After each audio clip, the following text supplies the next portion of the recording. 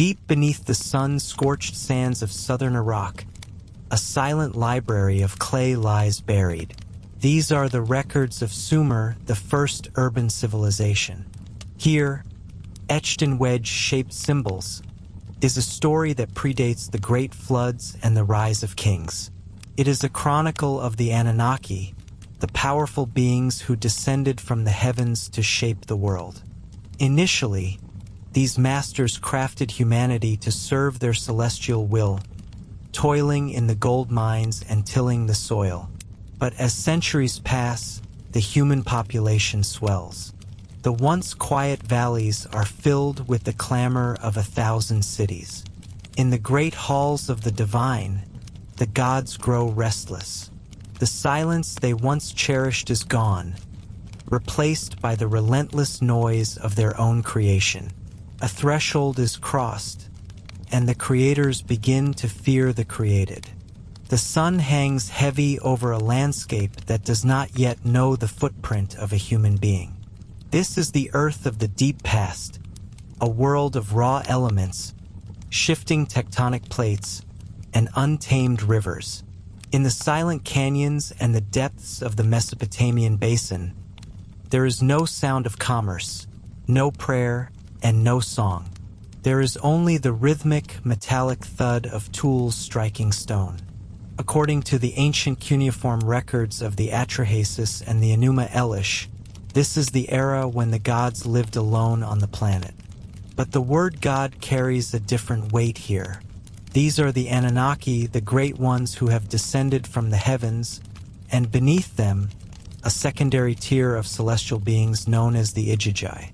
The Igigi are the workforce of the cosmos, while the high Anunnaki, led by the stern Enlil and the wise Enki, occupy the seats of power and oversee the planetary operations. The Igigi are the ones in the trenches. They are tasked with an atmospheric and geological mission of staggering proportions. The tablets suggest their primary objective is the extraction of gold, a substance required to heal the thinning atmosphere of their home world. To obtain it, they must reshape the very face of the earth. They dig the beds of the Tigris and the Euphrates rivers, carving the arteries of the world with their own hands. They descend into the Abzu, the deep subterranean reaches of the earth, to pull precious metals from the dark. The documentary gaze shifts to the conditions of this labor. For the Igigi, time is not measured in years, but in shars. One shar represents 3,600 years. The tablets tell us that for 40 shars, the Igigi endure the toil. This is an unimaginable span of time, a period of labor that stretches beyond the rise and fall of entire civilizations that would follow. We see them in the mind's eye, shimmering beings of light and energy now covered in the dust of the earth, their divine radiance dimmed by the sheer physical grind of planetary engineering. The work is not merely difficult, it is soul-crushing. The heavy baskets of soil, the heat of the deep mines, and the endless dredging of the marshes begin to erode the hierarchy of the heavens.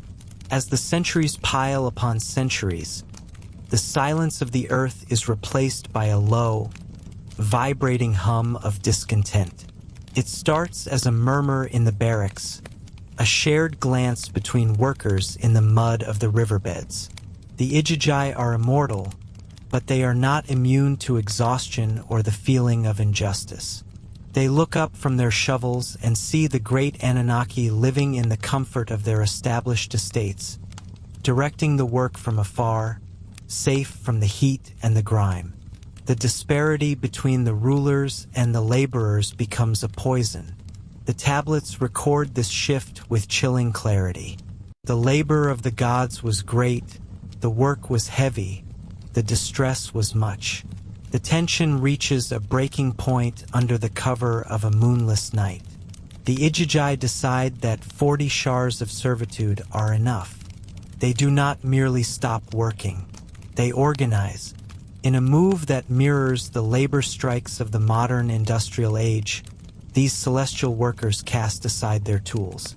But they go further. They set fire to their equipment.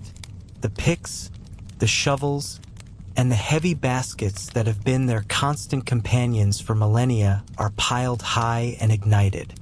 The flames lick the sky, a signal of total defiance that illuminates the Mesopotamian plains. The rebellion is not a quiet withdrawal. It is a calculated march. The Igigi move as a single, unified force toward the Eker, the mountain house of Enlil, the supreme commander of the Earth mission. They surround the palace in the pre-dawn hours, their ranks forming a glowing, angry perimeter around the seat of power. The guards at the gate are paralyzed. They are witnessing the first revolution in history, a mutiny of the lower gods against the masters of the universe. Inside the palace, Enlil is shaken from his sleep. The tablets describe his confusion and his fear. He calls for his advisors and his security detail. Why is the palace surrounded? Who has led this mob to his door? When the reports come back that it is the Igigi, the very beings who have built his world, Enlil's reaction is one of immediate authoritarian fury. He demands to know who the ringleader is. He wants to see the person responsible for this breach of divine order brought to justice. But the Igigi do not yield a single name. They speak as one voice. They declare that every single one of them has declared war. They describe the heavy toil that has broken their spirit. They point to the fires burning in the distance where their tools are turning to ash. This is the moment the crisis of labor becomes a crisis of existence. If the Igigi will not work, the mission fails. If the mission fails, the home world of the Anunnaki is lost. The gold will not be mined, the rivers will silt up, and the planetary stabilization will collapse. The great Anunnaki are summoned for an emergency council. This is a high-stakes assembly of the elite, including Anu, the Sky Father who has descended from the heavens to mediate the dispute. The atmosphere in the council chamber is thick with dread. Enlil, ever the hardliner, suggests a military response. He wants to crush the rebellion, to punish the Igigi and force them back into the mines. He views their defiance as a stain on the cosmic order. But the other gods are more cautious. They see the fire in the eyes of the Igigi. They realize that an immortal being who has lost the will to work is a force that cannot be easily mastered by violence. It is here that Enki, the god of water, wisdom, and craft, steps forward. Enki is the scientist of the gods, a being who looks for technical solutions to political problems. He observes the suffering of the Igigi with a degree of empathy that Enlil lacks. He acknowledges that the outcry of the workers is justified. Their labor is indeed too great, but the gold must still be extracted. The rivers must still flow. The problem seems unsolvable. You cannot have a workforce that refuses to work, and you cannot have a world without labor.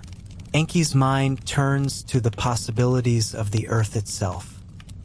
He looks at the clay of the riverbeds and the life forms that already inhabit the fringes of the wild. He proposes a radical, terrifyingly ambitious plan. He suggests that the Anunnaki do not need to force the Igigi back to work.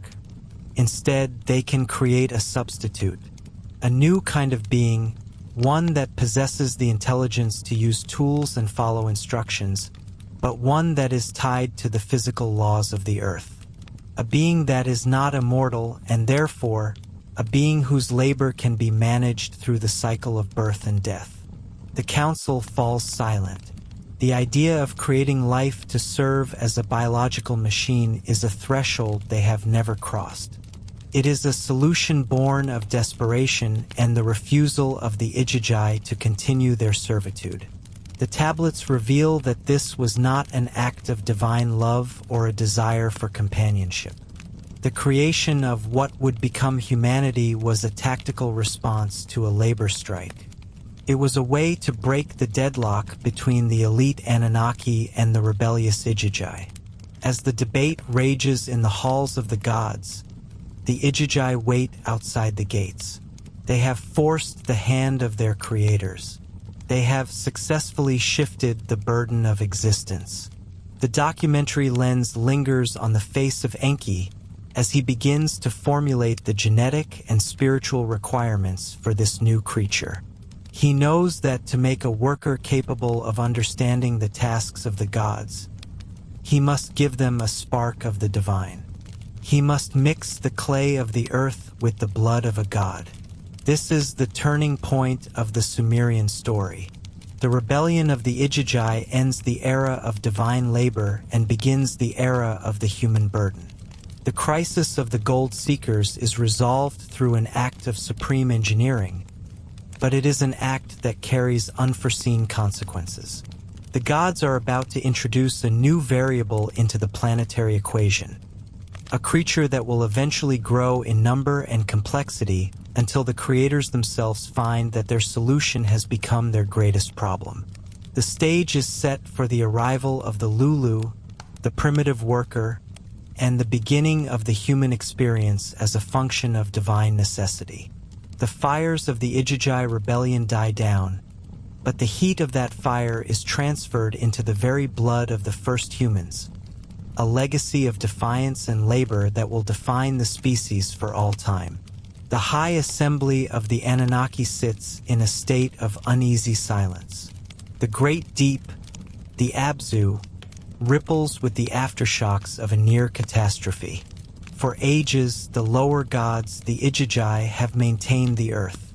They have excavated the channels of the great rivers. They have piled the mountains and stabilized the very foundations of the world. But that age of celestial labor has ended in fire and fury. The tools of the gods lie abandoned in the dust. The irrigation canals, once the pride of Enlil, begin to choke with silt. The order of the cosmos threatens to unravel because there is no one left to do the work. In the center of this divine vacuum stands Enki. He is the Lord of wisdom, the master of the sweet waters, and the ultimate architect of the physical world. While the other gods look upon the rebellion with fear or indignation, Enki looks upon it as a problem of engineering. He understands that the Igigi cannot be forced back into the pits. Their spirit is broken by the weight of the task. If the work of the gods is to continue, a new vessel must be fashioned. A creature must be designed that possesses the strength of the gods but remains tethered to the earthly realm. Enki turns his gaze toward the goddess Ninhursag, the great womb of the world. Together, they conceive of a plan that will forever change the hierarchy of existence. The proposal is simple and terrifying. They will create a substitute. They will forge a laborer from the very substance of the earth, but they will infuse it with a spark of the divine. This is the birth of the Lulu, the primitive worker, the one who will bear the yoke of the gods. The materials required for this creation are not merely physical. The clay of the earth is insufficient on its own. It lacks the animation, the drive, and the intelligence required to navigate the complexities of the great work. To provide this spark, a sacrifice is demanded. The assembly chooses a god to die. His name is Weila, a deity who possessed a rational soul and perhaps, as the tablets suggest, was one of the instigators of the rebellion. The scene described in the Atrahasis tablets is clinical and ritualistic. The gods gather in the House of Fate. Weila is led to the center. His life is extinguished, and his blood is drained and mixed into the clay of the Abzu. This is the ultimate synthesis. The flesh of a god and the mud of the riverbed become one. The narrator of the ancient text reminds us that through this mixture, the ghost of the god will remain in the creature. A memory of divinity will reside within the clay. This is the origin of the human soul according to the Sumerian tradition. It is a legacy of blood, sacrifice, and stolen intellect. Ninhursag begins the process of shaping. She is the divine potter, working with a medium that is both sacred and profane. She fashions 7 males and 7 females. These are the archetypes, the first of the Luluamalu. They are not born of a mother in this first instance, but are molded by the hands of the Great Mother herself. The tablets describe a period of gestation within the womb of the earth, a biological and supernatural waiting period. The gods watch with bated breath. If this experiment fails, the Anunnaki will be forced back into the trenches themselves. If it succeeds, they will become a leisure class, the undisputed masters of a world maintained by others. Finally, the moment of birth arrives. The clay figures are animated. They draw their first breaths, inhaling the dusty air of Mesopotamia. They stand on trembling legs, looking up at their creators with eyes that contain a fragment of the very gods who designed them. The Luluamalu are strong. They are capable of speech. They are capable of understanding commands. But most importantly, they are capable of labor. Enlil, the Lord of the Storm and the enforcer of the divine will, watches with a mixture of relief and caution. He sees the efficiency of these new creatures. They are handed the picks and the baskets that the Ijiji cast aside. They are marched to the riverbanks. They are taught how to dredge the canals, how to plant the grain, and how to build the temples that will house the gods. For a time, the system works with breathtaking precision. The humans spread across the Fertile Crescent like a rising tide.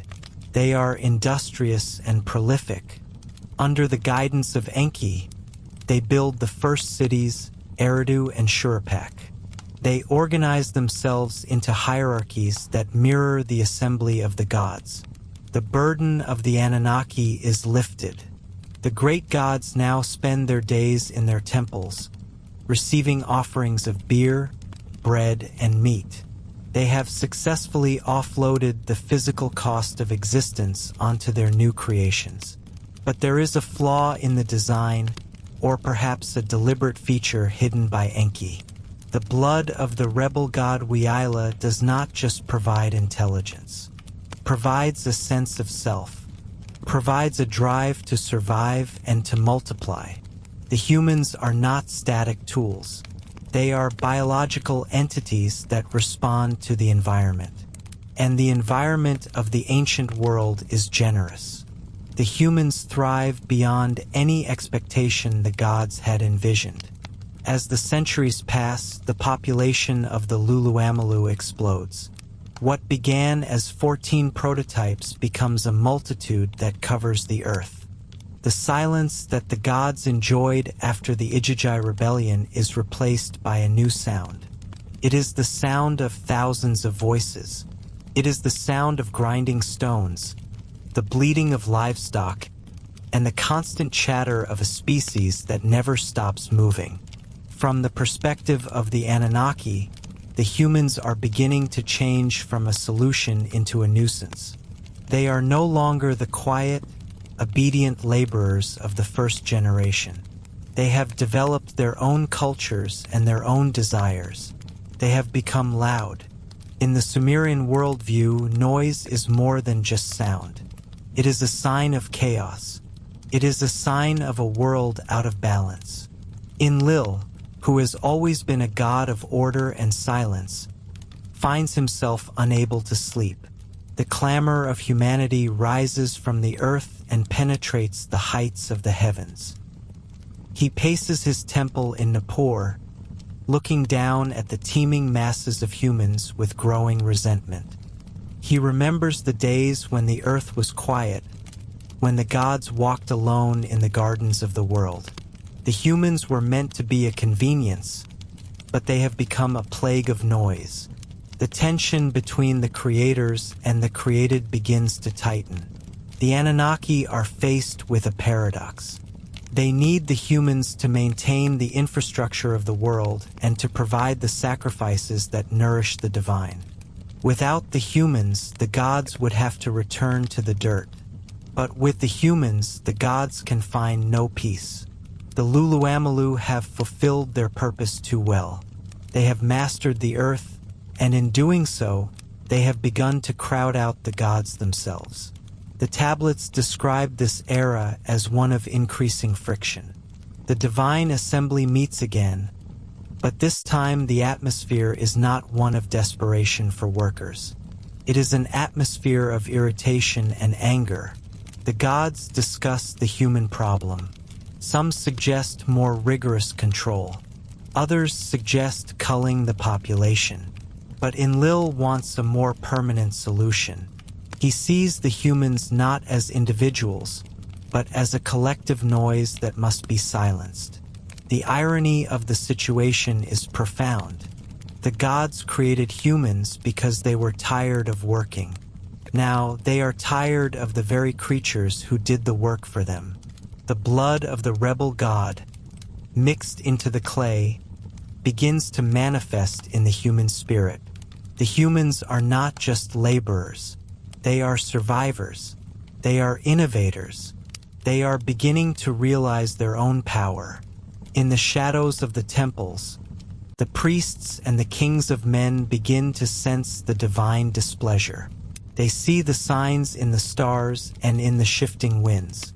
The relationship between the masters and the servants is no longer one of simple utility. It has become a game of survival. The humans continue to build and to sing, unaware that the very gods who fashioned them from clay and blood are now debating the terms of their destruction. The story of the Luluamalu is the story of a technology that outpaced its creators. The Anunnaki wanted a tool, but they accidentally created a mirror. In the faces of the humans, they see the same defiance that once burned in the eyes of the Ijiji. They see the same intelligence that allows Enki to manipulate the laws of nature. The creation has become too much like the creator. As the segment concludes, the stage is set for a confrontation. The noise of humanity has reached a breaking point. The patience of Enlil has vanished. The gods are no longer looking for ways to improve the humans. They are looking for a way to erase the mistake they made in the House of Fate. The clay is still damp, the blood is still warm, but the bond between the Anunnaki and the Luluamalu is about to be severed by the most violent means imaginable. The moment humans became a problem is no longer a quiet realization. It is an active crisis that threatens to wash the world clean. The landscape of ancient Mesopotamia transforms. What was once a series of isolated outposts and mining camps begins to swell with an unexpected, organic energy. The Anunnaki, the sky deities who descended to Earth to harvest its riches, now look down upon a world they no longer fully recognize. The worker they created, the Luluamalu, was designed to be a tool, a biological instrument of labor intended to ease the burden of the gods. But life, once ignited, possesses a momentum that even its creators struggle to contain. The Sumerian tablets describe a period of unprecedented biological success. The humans are not merely surviving, they are thriving. They are multiplying with a geometric progression that defies the initial calculations of the divine planners. In the city of Shuruppak and the rising urban centers of Eridu and Bad Tibera, the dust of the earth is being shaped into more than just bricks. It is being shaped into a civilization. This is the era of the great human expansion, a time when the garden of the gods begins to grow wild, overrunning the neat boundaries and structured hierarchies established by the celestial lords. The narrator observes the change in the atmosphere. The silence of the primordial world, once broken only by the sound of the pickaxe and the flow of the rivers, is replaced by a new and startling frequency. It is the sound of millions, The tablets of the Atrahasis epic use a specific word for this phenomenon. They call it the hubbub. It is a dense, vibrating wall of sound that rises from the valley floors and reaches toward the heavens. It is the sound of commerce, of domestic life, of children playing, and of the complex machinery of human society. To the humans, it is the sound of progress. To one particular deity, it is a declaration of war against the cosmic order. Enlil, the Lord of the Wind and the supreme executive of the Anunnaki Council, finds himself trapped in a nightmare of his own making. As the god of the atmosphere, he is sensitive to every vibration of the air. The earth, which he once commanded with a whisper, now roars back at him. The texts are literal and haunting in their description. Enlil cannot sleep. The great god is restless, pacing the corridors of his celestial palace in Nippur, his mind frayed by the unrelenting clamor of the species below. In the divine perspective, sleep is not merely a biological necessity. It is a symbol of peace, of a world in equilibrium where every element knows its place. The noise of humanity is the sound of a world out of balance. It is the sound of a creature that has grown too large for its cage. The expansion is not just a matter of numbers. It is a matter of space and resources. The humans are no longer confined to the mining pits of the south or the irrigation canals of the north. They are spreading across the plains, clearing forests, and diverting waterways to feed their ever-growing hunger. The tablets tell us that the land became like a bellowing bull. The metaphor is striking. It suggests a planet that is agitated, a natural world that is being pushed to its limits by the sheer weight of the human presence. The gods look down and see their pristine estate being partitioned, paved, and populated by a species that was never meant to inherit the earth. Enlil calls for a meeting of the Great Assembly. His eyes are heavy with exhaustion, and his patience is exhausted. He stands before Anu, the Sky Father, and Enki, the Master of the Waters, and delivers his ultimatum. He argues that the experiment has failed. The servant has become the master of the environment, and the noise of the humans is an affront to the tranquility of the heavens. He demands a culling. He seeks to restore the silence that existed before the first human was breathed into life. The first strategy of the Anunnaki is not a flood, but a series of surgical strikes designed to thin the herd. Enlil commands the atmosphere to hold its breath. He orders the rains to be withheld. The tablets describe a terrifying shift in the climate. The clouds vanish, and the sun becomes a relentless, punishing eye. The great irrigation systems, the pride of the Sumerian engineers, begin to crack under the heat. The earth turns white with salt, a phenomenon the tablets describe as the field becoming parched and the vegetation turning to dust. During this period of drought, the observational tone of the tablets shifts to the perspective of the suffering. We see the city of Shuruppak through the eyes of Atrahasis, the king whose name means the extra wise. He is a devotee of Enki, the god who designed human DNA and who feels a paternal protective instinct toward his creation. Atrahasis sees his people wasting away, their bodies becoming as thin as reeds in the wind. He goes to the riverbank every day, crying out to his patron god, seeking a way to survive the divine decree. Enki is caught in a difficult position. He is a member of the High Council and is bound by the oaths of the gods, yet he cannot bear to see his handiwork destroyed. He begins to move in the shadows, communicating with Atrahasis through dreams and whispers. The tablets describe a subtle form of divine rebellion. Enki instructs the humans to stop worshipping their local gods and to focus all their offerings on Adad, the god of the storm. The logic is a form of spiritual bribery. If Adad receives all the food and attention of the starving masses, he will be moved to compassion, or perhaps simply shamed into action. The plan works. Adad, overwhelmed by the devotion of the humans, secretly releases the rains. The drought breaks, and the humans once again flourish. The expansion continues, more vigorous than before, as if the species has learned to adapt to the very pressures meant to destroy it. The noise returns, louder and more chaotic than ever. Enlil is furious.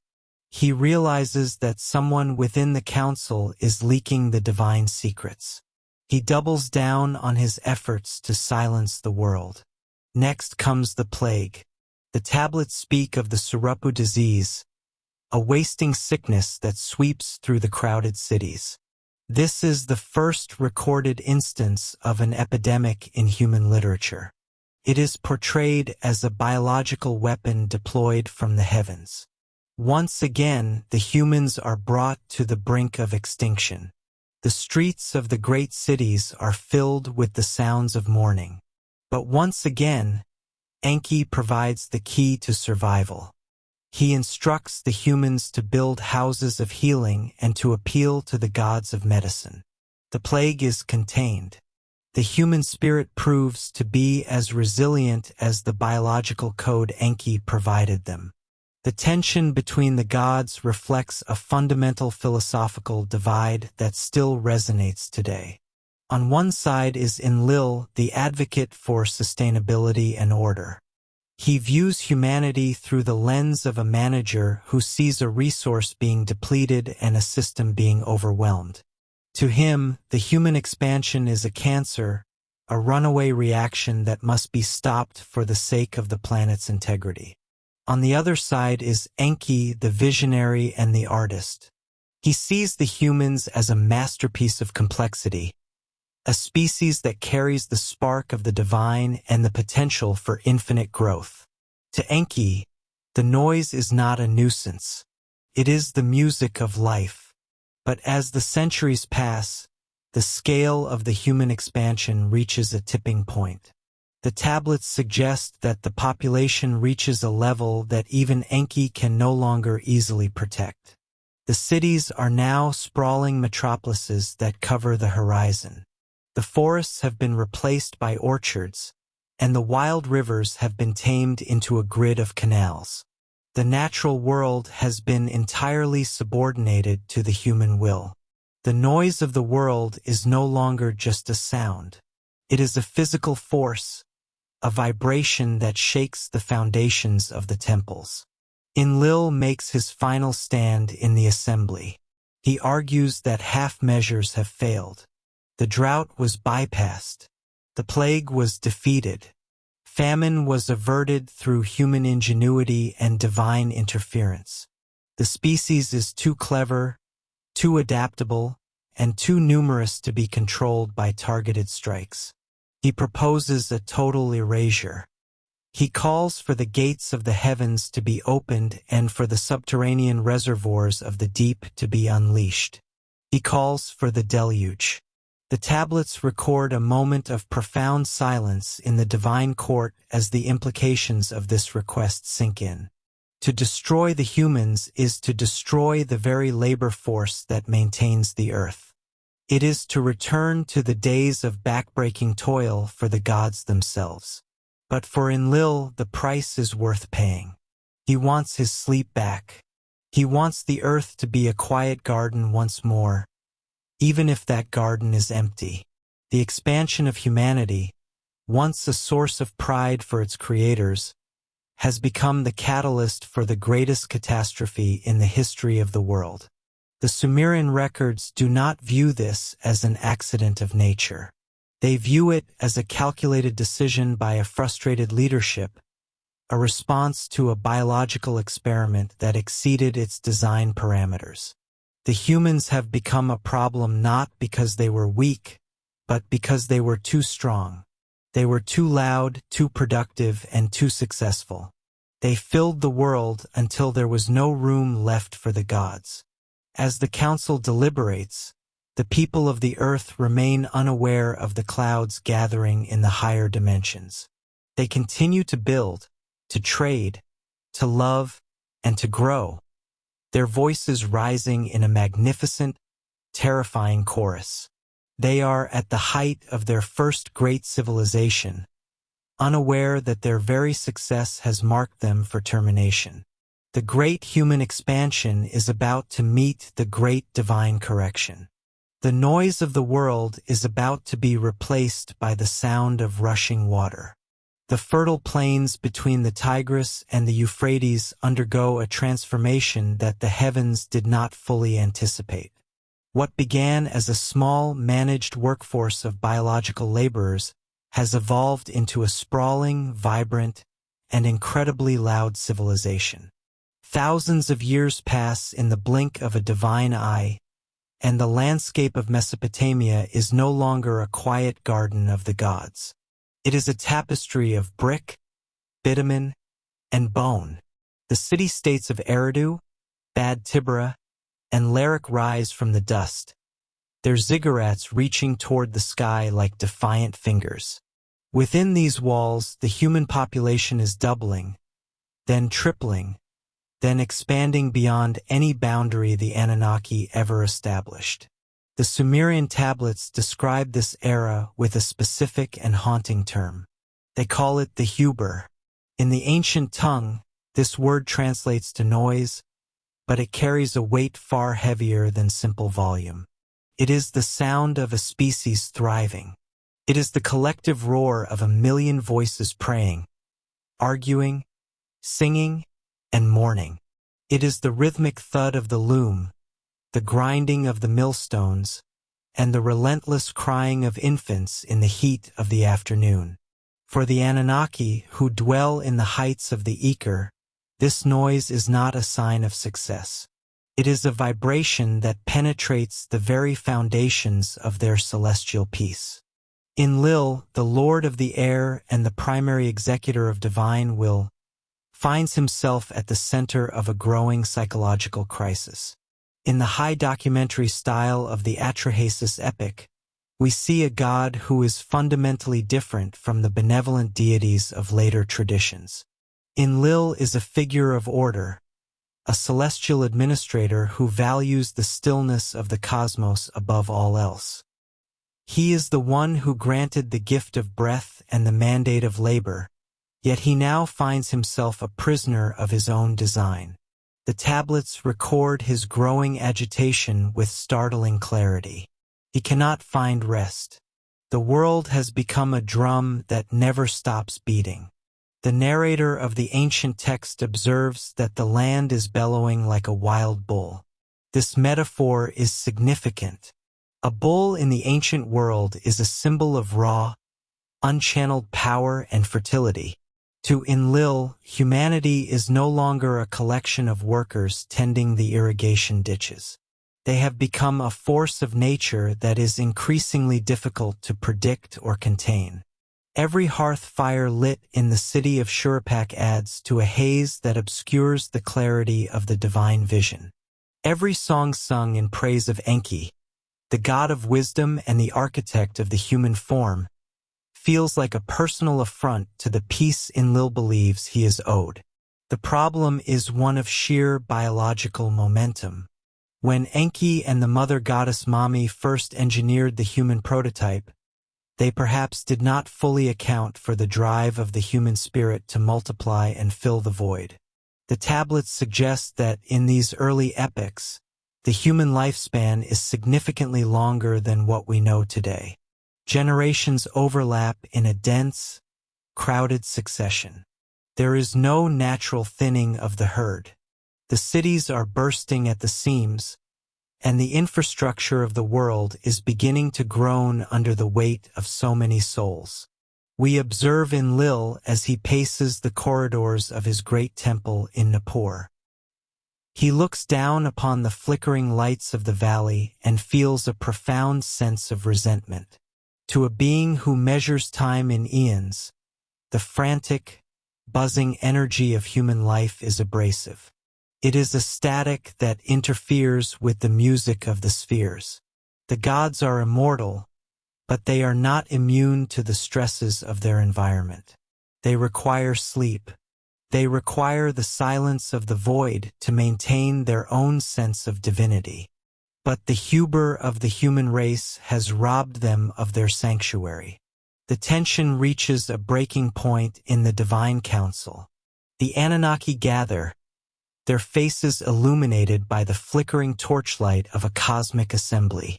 Enlil stands before his peers, his voice heavy with exhaustion and anger. He makes his grievance known.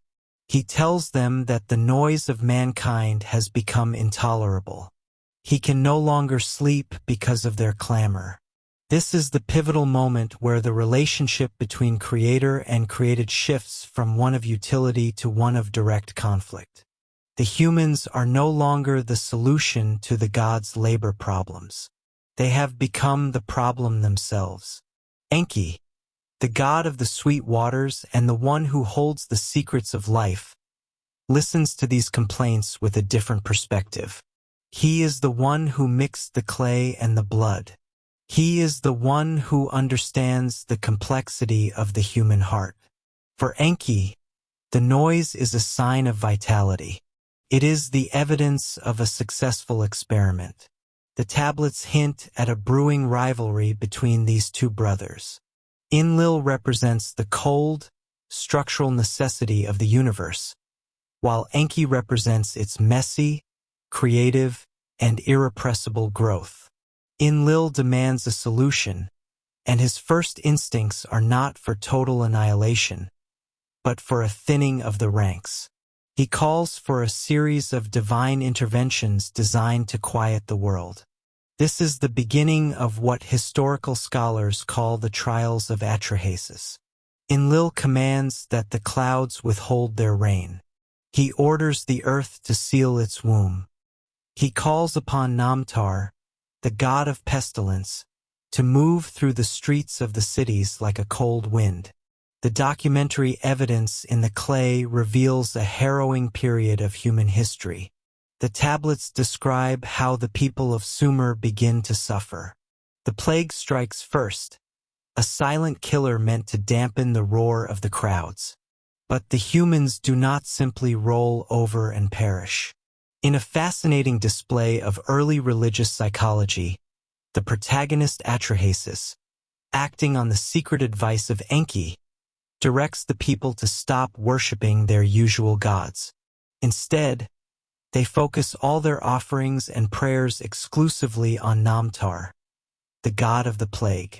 They embarrass the god of death with their sudden, overwhelming devotion. They give him so much attention and so many gifts that he feels a sense of shame and retreats, lifting the sickness from the land. Enlil is frustrated. The silence he seeks remains elusive. The noise returns, louder than before, as the survivors celebrate their deliverance. He then tries the famine. For 6 years, the tablets describe a world turning to dust. The grain fails. The black fields turn white with salt. People are forced to make horrific choices to survive. The hubris changes from the sound of celebration to the sound of mourning, but it does not cease. In many ways, the sound of suffering is even more piercing to the divine ear than the sound of prosperity. Throughout these trials, the figure of Enlil becomes increasingly obsessed with the idea of a total reset. He realizes that as long as the seeds of humanity remain, they will find a way to grow, to build, and to make noise. The biological imperative he helped set in motion is too strong to be checked by mere sickness or hunger. He begins to see the entire human project as a mistake that must be erased. He views the earth not as a garden to be tended, but as a room that has become too crowded and too loud to inhabit. The other gods are caught in the middle of this divine domestic dispute. Some side with Enlil, fearing the loss of their own status and the breakdown of cosmic order. Others, who have grown fond of the offerings and the elaborate temples built in their honor, are hesitant to lose their servants. But Enlil is the king of the gods. His will carries the weight of the sky. He begins to move the pieces on the board for a final, irrevocable solution. We must understand that in the mind of the Sumerian scribe, this was not a story of good versus evil. It was a story of the fundamental friction between the finite and the infinite. The humans were living their lives as they were designed to do, seeking meaning and survival in a harsh world. The gods were acting according to their own nature, seeking the tranquility and dominion that their status required. The tragedy lies in the fact that these two natures could no longer occupy the same space. The silence that Enlil craves is not just the absence of sound. It is the restoration of the world as it was before the intervention of the Ijiji and the creation of the Lulu. He wants the primeval stillness of the marshes back. He wants a world where the only sounds are the wind in the reeds and the flow of the rivers. To achieve this, he decides that the very medium of life itself must be used as the weapon of destruction. The water, which Enki controls and which sustains every living cell, will be the instrument of the great silencing. The landscape of the ancient world is shifting. Where once there was only the rhythmic sound of the pickaxe and the steady flow of the canals, there is now a new and overwhelming force. It is the sound of humanity. Thousands of years have passed since the first primitive workers were shaped from clay and divine blood. What began as a small, managed workforce has transformed into a sprawling biological phenomenon. The cities of Eridu, Bad Tibera, and Larak are no longer mere outposts of the gods. They are teeming hives of activity. The Sumerian tablets describe this era with a sense of mounting atmospheric pressure. The earth is bellowing like a wild bull. At the center of this transformation is a fundamental shift in the relationship between the Anunnaki and their creation. In the early days, the gods viewed humans as a convenient solution to a labor crisis. We were the tools that allowed the deities to rest. But tools are not supposed to multiply of their own accord. Tools are not supposed to develop their own desires, their own cultures, and their own deafening roar. In the high halls of the Eker, the mountain house in Nippur, the Lord of the Air feels the weight of this change more than any other. Enlil, the supreme administrator of the earth, gazes down from his heights and sees a world that is spinning out of his control. The tablets tell us that the land became wide and the people became numerous. This was not a slow, peaceful expansion. It was an explosion of life that threatened the very structure of the divine order. To Enlil, the humans are no longer the humble servants he authorized Enki to create. They have become a cosmic nuisance. He looks upon the sprawling settlements and sees not progress, but a chaotic infestation. The noise, or rigmu as the ancient texts call it, becomes the primary grievance. This noise is more than just the sound of voices. It represents the chaotic, unbridled energy of a species that is no longer acting in perfect harmony with the divine plan. Enlil is a god of order, air, and storms. He is the guardian of the Enlilship, the ultimate authority over the terrestrial realm. To him, silence is synonymous with sacred equilibrium. The rising clamor of humanity is a direct assault on that equilibrium. The Atrahasis epic records his growing frustration in stark, evocative terms. Enlil addresses the great assembly of the gods, his voice tight with irritation. He complains that he cannot sleep. The hubbub of mankind has become too great. He is deprived of rest by their clamor. This is a pivotal moment in the narrative of human history. The very being who oversees the earth has moved from a position of indifference to one of active resentment. The narrator of the tablets invites us to imagine the scene in the divine council. The Anunnaki are gathered in their magnificent splendor, yet there is a palpable tension in the air. On one side sits Enlil, the stern disciplinarian who believes that the human experiment has failed. On the other side sits Enki, the god of wisdom and the subterranean waters, the architect of the human form. Enki views the humans with the pride of a creator. He sees their ingenuity, their resilience, and their potential. But Enlil sees only a mistake that needs to be corrected. He sees a population that has outgrown its purpose. The verdict is not reached lightly, but Enlil's authority is immense. He argues that the humans have become a burden on the earth itself. The resources of the world are being consumed by this ever-growing multitude. The sacred silence required for the gods to exist in peace has been shattered. Enlil proposes a series of measures to thin the ranks of humanity, to bring the noise down to a manageable level. This is the moment when the gods, who were once our patrons, become our adversaries. The divine contract is being rewritten in the dark. The first stage of Enlil's verdict is a biological intervention. He does not reach for the flood immediately. He begins with a more subtle approach. He commands Namtar, the god of death and herald of pestilence, to visit the cities of men. The tablets describe a sudden and terrifying shift in the human experience. Diseases that were previously unknown begin to sweep through the crowded streets. The Sumerian poets speak of the ache in the head and the sickness in the gut. The goal is clear. By reducing the number of people, Enlil hopes to restore the silence he so desperately craves. But Enlil underestimates the bond between humanity and its true father, Enki. As the plague begins to take its toll, the humans do not simply lie down and die. They turn to the one god they believe might listen.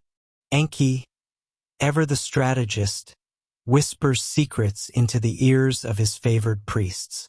He instructs them to stop worshipping the other gods and to focus all their offerings and prayers exclusively on Namtar. The idea is to embarrass the god of plague into relenting. If Namtar is showered with gifts and attention while the higher gods are ignored, his vanity will lead him to stay his hand. The plan works. The plague recedes and the human population recovers. The noise begins to rise once more. In the high temple of Nippur, Enlil's fury grows. He sees that his first attempt at population control has been subverted.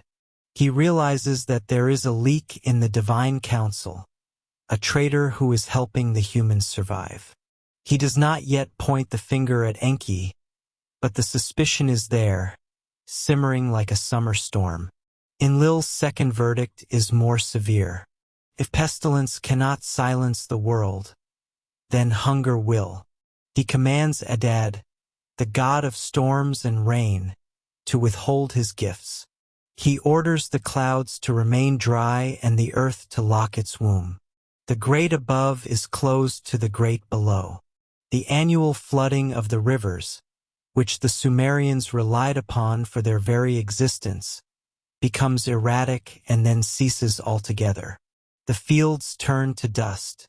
The green stalks of barley wither under a merciless sun. The tablets describe this period with haunting imagery. The people begin to look like ghosts. They wander the parched landscapes searching for a drop of water or a handful of grain. The social fabric of the human world begins to tear. This is exactly what Enlil wants.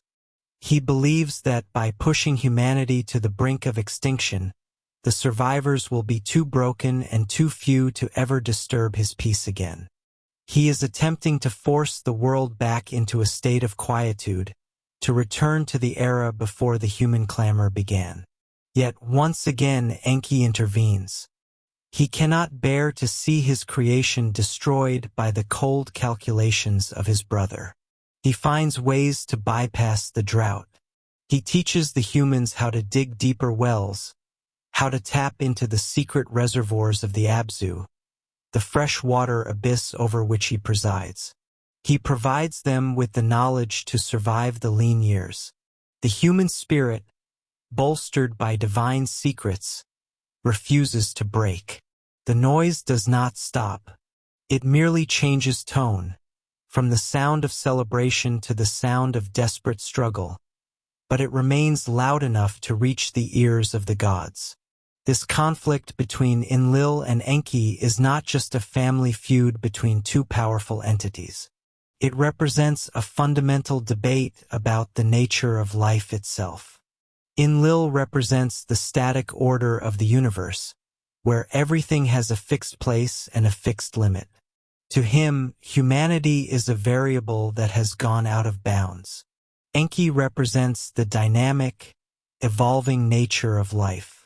To him, the human capacity to adapt and grow is not a nuisance, but a triumph.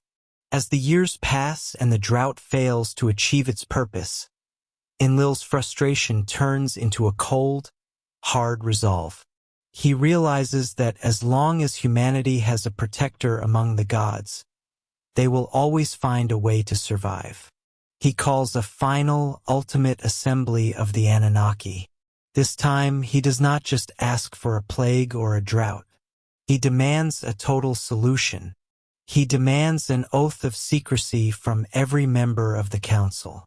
No god is to warn any human of what is coming. Enlil's final verdict is a total reset. He decides that the experiment must end. The divine servants have become too much like their masters. They have become too intelligent, too numerous, and too loud. The only way to restore the sacred silence is to wipe the slate clean. He prepares to unleash the most devastating force in the celestial arsenal. The moment humans became a problem for the Anunnaki has reached its breaking point. The verdict is no longer about management or reduction. It is about erasure. The tablets convey a sense of impending doom that transcends time. We see the transition of the Anunnaki from the architects of civilization to the harbingers of its destruction. The noise of humanity, once the proof of their success, has become the very thing that seals their fate. In the shadows of the temples, the priests feel a change in the wind. The air grows heavy and the light of the sun seems to dim. Enlil has made his decision. The cosmic nuisance will be silenced, once and for all. The divine servants are about to face the ultimate wrath of the god who once demanded their existence. The stage is set for the end of an era, as the heavens prepare to open and the earth prepares to disappear beneath the waves. 1,200 years pass since the creation of the first humans. The earth is a different place now. The small settlements that once dotted the fertile valleys have grown into sprawling city-states. The population has exploded. The quiet world that the Anunnaki once walked in solitary labor is gone. In its place is a planet teeming with life, activity, and sound. The Sumerian tablets describe this growth not as a triumph of civilization, but as a source of divine irritation. The gods are no longer hearing the wind or the gentle flow of the rivers. Instead, they hear the constant rhythmic pounding of the human machine. This is the noise of the Rigmu. It is the sound of millions of voices, the clatter of tools, the cries of children, and the endless bustle of a species that does not know how to be still. High above the clouds, in the celestial dwelling of the great gods, the atmosphere is heavy with resentment. Enlil, the king of the gods and the lord of the air, finds the noise unbearable. He is the divine administrator who authorized the creation of humans to relieve the gods of their toil, but the solution has become a new problem. He cannot sleep. The tablets tell us that the noise of humanity is like the bellowing of wild bulls. It echoes through the heavens and disturbs the rest of the king. To Enlil, humans are no longer the helpful servants they were designed to be. They are a nuisance. They are a biological error that needs to be corrected. The council of the gods gathers. The air in the divine chamber is thick with tension. Enlil stands before the assembly and makes his case. He argues that the experiment has gone too far. The humans are too many, too loud, and too demanding. He proposes a solution that is as cold as it is efficient. He calls for a reduction of the population. He calls for a culling. This is the moment the relationship between the creators and the created shifts from one of stewardship to one of hostility. The first trial is about to begin. Enlil calls upon Namtar, the god of death and pestilence. He commands Namtar to descend upon the cities of the humans and release a plague. The objective is simple: thin the herd, silence the noise. Suddenly, the vibrant streets of Shuruppak and Eridu are filled with the sounds of mourning. A strange and terrible sickness sweeps through the mud brick houses. People who were healthy in the morning are dead by nightfall. The fever is relentless. The infrastructure of the early cities begins to buckle under the weight of the dying. In the city of Shuruppak, there is a man who watches this horror with a heavy heart. His name is Atrahasis. The name means extra wise or exceedingly wise. He is a king, a priest, and a man who has always maintained a close relationship with the god Enki. Atrahasis does not understand why the gods are angry, but he knows that his people are suffering. He goes to the temple and prostrates himself. He weeps before the altar of his master, Enki. He asks how long the gods will allow this sickness to devour the people they created. Enki is in a difficult position. As a member of the High Council, he is bound by the decisions of Enlil. However, Enki is the father of humanity. He is the one who designed their bodies and gave them life. He feels a paternal connection to them that Enlil does not share. Enki decides to help Atrahasis, but he must do it with extreme caution. He cannot openly defy the king of the gods. He speaks to Atrahasis, but he does it through a reed wall. He whispers the secrets of survival into the wind, knowing that his faithful servant will hear. The advice of Enki is brilliant in its simplicity. He tells Atrahasis that the people must stop worshipping their usual gods. They must stop bringing offerings to the temples of the great deities. Instead, they must focus all their attention, all their prayers, and all their gifts on one god only. They must bring baked loaves and offerings to Namtar, the god of death himself. Enki reasons that Namtar will be so moved by this sudden and exclusive attention that he will feel a sense of shame. He will be overwhelmed by the gifts and will decide to stay his hand. Atrahasis carries this message to the elders of the city. The people stop their rituals for the other gods. They ignore the temples of Enlil and Anu. They crowd around the shrines of Namtar, offering him the best of their food and the sincerity of their pleas. The plan works. Namtar is flattered and perhaps a bit embarrassed by the devotion of the mortals he was sent to kill. He retreats. The fever breaks. The plague vanishes as quickly as it arrived. The noise of the humans returns, louder than ever as they celebrate their survival. Enlil is furious. He realizes that his plan has failed. He suspects that someone has betrayed the divine council, but he has no proof. He waits. Another 1,200 years pass. The population grows even larger. The noise becomes even more intense. Enlil returns to the council with a new plan. If sickness did not work, then starvation will. He commands the god of the atmosphere to hold back the rain. He orders the earth to lock its womb. The tablets describe a period of environmental catastrophe. The rains cease to fall. The Tigris and the Euphrates, the lifeblood of the civilization, begin to recede. The fields that were once emerald green turn into cracked and dusty plains. The salt rises from the earth, poisoning the soil. The grain does not sprout. The date palms wither. The documentary records of the tablets provide a harrowing look at the social collapse that follows. They describe mothers turning away from their children because there is no food. They describe the desperate measures of a starving population. Atrahasis again turns to Enki. He sits by the riverbank and speaks to the water. He asks for a sign. He asks for mercy. Enki hears him. Again, the god of wisdom provides a loophole. He tells Atrahasis to lead the people in a boycott of the heavens. They must focus their offerings on Adad, the god of storms.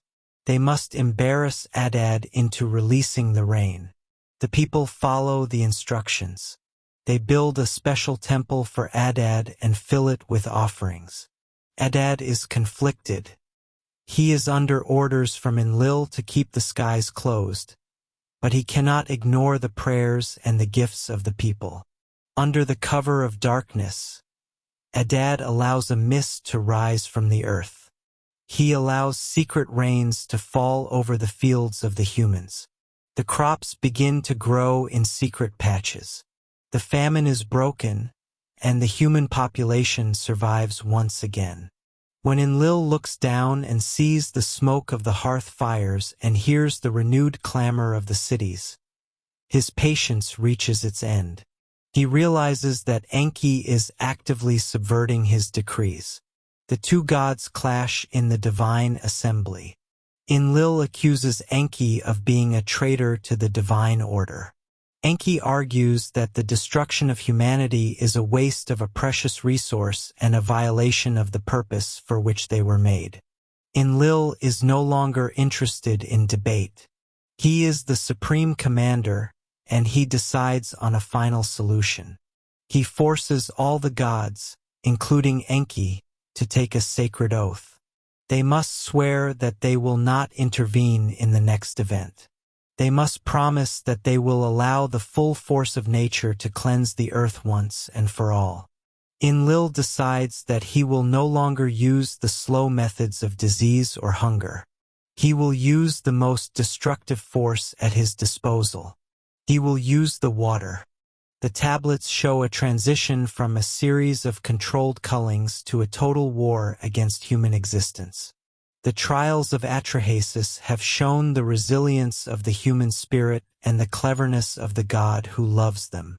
But now, the legal protections and the secret messages will no longer be enough. The celestial gates are being prepared for a total release of the abyss. The tension between the gods has reached a breaking point, and the earth is about to pay the price for the noise of its children. The age of the trials is over, and the age of the cataclysm is at the door. The atmosphere over the ancient cities of Mesopotamia shifts from the vibrant energy of a growing civilization to a heavy and suffocating silence. In the high courts of the gods, the mood is darker still. For centuries, the gods have watched as their creation, the human race, has expanded across the fertile plains between the rivers. What began as a controlled workforce has transformed into a sprawling and uncontrollable population. The Sumerian tablets describe this era not as a triumph of progress, but as a source of divine irritation. The chief among the gods, Enlil, finds himself unable to rest. The text of the Atrahasis epic tells us that the world bellowed like a wild bull and the great god was disturbed by the clamor. To Enlil, the sheer volume of human life has become an intolerable noise that echoes into the celestial realms. It is a noise that represents a loss of control. The previous attempts to thin the ranks of humanity have failed. The droughts did not last. The famines were eventually broken by the ingenuity of the people and the secret interventions of the god Enki. The plagues were cured through the knowledge passed down from the heavens to the wise leaders of men. Enlil perceives these failures as a personal affront to his authority. He convenes a secret and solemn council of the Anunnaki. This is not a meeting for debate, but a tribunal for a final solution. The tablets describe a scene of immense tension.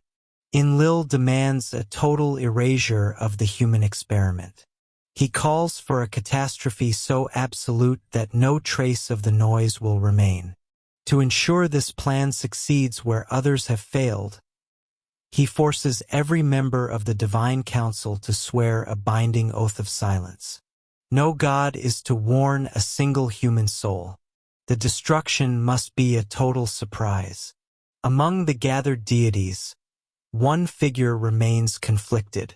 Enki, the god of wisdom and the craftsman of the human form, sits in the shadows of the council. He is the one who designed the genetic blueprint of the workers. He is the one who has watched them build cities, compose music, and develop the very agriculture that feeds the gods through their offerings.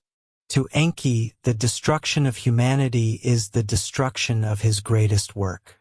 Yet the oath is absolute. To speak to a human would be to commit high treason against the king of the gods. As the celestial gears are set in motion to trigger a planetary cataclysm, Enki begins to look for a loophole within the language of the divine law. The scene shifts to the city of Shurpak.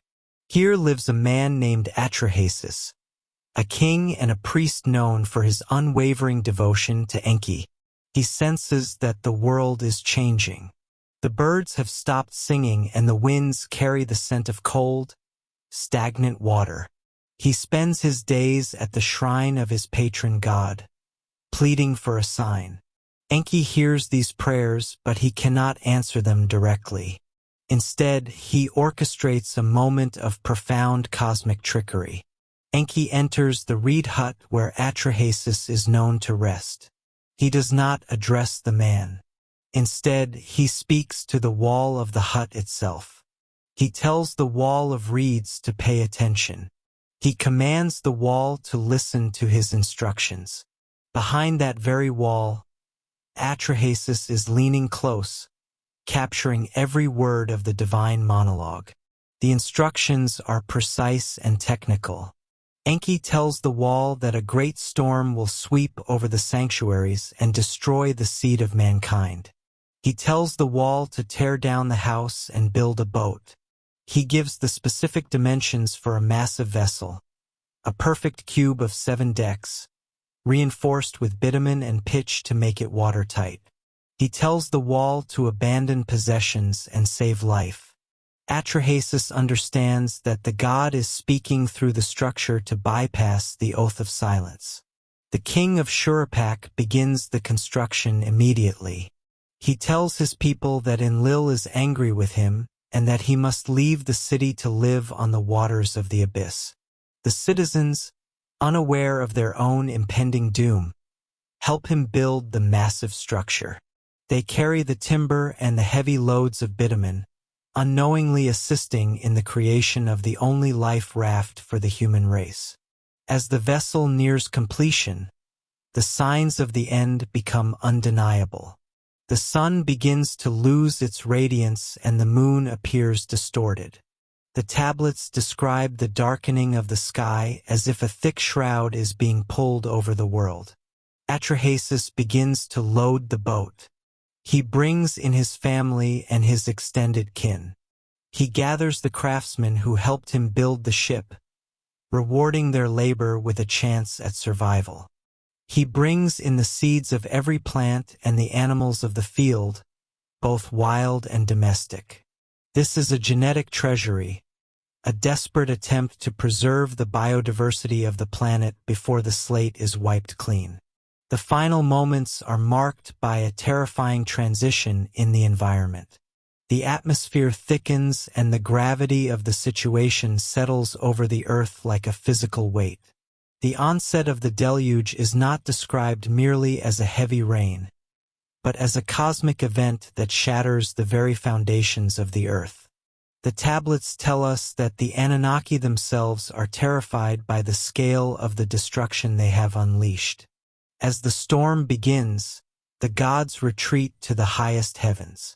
They look down from their celestial chariots and see the world vanishing beneath a rising tide of black water. The goddess Ishtar, the mother of the people, is said to have wept with regret. She cries out that her children are filling the sea like the spawn of fish. Even the gods who voted for this destruction are shaken by the reality of a silent, drowned world. The power of the storm is so great that it is described as a weapon, a hammer that crushes the mountains and turns the daylight into the deepest night. For 7 days and 7 nights, the wind and the flood sweep across the land. The great cities of the Sumerian heartland are erased. The ziggurats, the libraries of clay tablets, the orchards, and the canals are all buried under layers of silt and debris. The noise that Enlil so despised is finally gone, replaced by the roar of the gale and the crashing of the waves. Inside the vessel, Atrahasis and the survivors wait in total darkness. They are tossed by the currents, a tiny spark of life in a vast and watery grave. The ship is not just a boat. It is a pressurized capsule of history, carrying the memory of everything that came before into an uncertain future. When the storm finally exhausts itself, a profound silence settles over the globe. The waters begin to recede, but the landscape is unrecognizable. The peaks of the highest mountains begin to emerge like islands in a silver sea. The vessel of Atrahasis comes to rest on the slopes of Mount Nimish. The king opens a window and the bright light of a new sun floods the cabin. He looks out upon a world of mud and stillness. There are no voices, no smoke from hearths, and no sound of animals. He releases a bird to find dry land, and when it does not return, he knows that the earth is ready to receive life once again. Atrahasis descends from the boat, and his first act is one of profound significance. He builds an altar and offers a sacrifice of sweet-smelling incense and roasted meat. The smoke rises into the thin air of the mountain. In the heavens, the gods are hungry. Having destroyed the humans who fed them through offerings, the Anunnaki have spent the last week in a state of starvation. They smell the incense and, as the tablets poetically state, they gather around the sacrifice like flies. Even Enlil descends to the mountain peak. When he sees the boat and the survivors, his rage is instantaneous. He demands to know which of the gods has broken the oath and allowed the seed of man to escape. Enki steps forward and confesses his role. He does not apologize. Instead, he challenges the wisdom of the Supreme Commander. He argues that a total destruction was a mistake and that the punishment should fit the crime. He suggests that instead of a flood, Enlil could have used lions or wolves or a focused famine to control the population. He points to Atrahasis as a testament to the resilience and the worth of the human spirit. The tension on the mountaintop is the climax of the ancient story. It is the moment where the relationship between the creators and the created is permanently redefined. The gods realize that they cannot live without the humans, and the humans realize that their survival depends on their ability to navigate the whims of the divine. To settle the matter, a new covenant is formed. The human lifespan will be shortened and the world will be made more difficult, ensuring that the population never again reaches a level that disturbs the rest of the gods. The age of the giants and the long-lived heroes is over. The age of the modern human, limited and mortal, has begun.